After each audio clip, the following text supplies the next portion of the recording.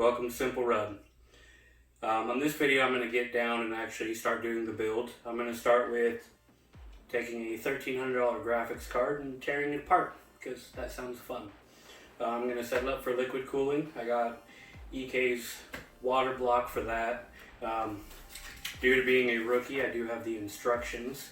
I also made sure, from my watching YouTube videos to get a Swiss Army knife that I believe has a Phillips in it. Who am I kidding? My name's not even Jason. I've got a set of screwdrivers, scissors, tweezers, magnet. Always use a magnet.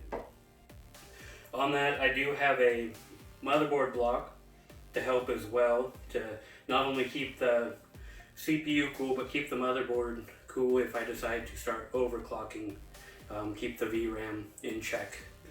I also have, so with the Mini ITX, I can go 2 M2 drives, but one of them is on the back, so I got a EK heatsink for that as well, to hopefully keep those cool. Think that about covers it. My goal with this video is to get all the water blocks installed, get the RAM set up on the motherboard, and really have the motherboard ready to go into the case. I still have some modifications to do to the case, but that of course will be done before this. I just figured this would be a good break-in, and it's probably the most nervous of the build I am, as I am tearing into stuff that I've never done before. With that, let's get started.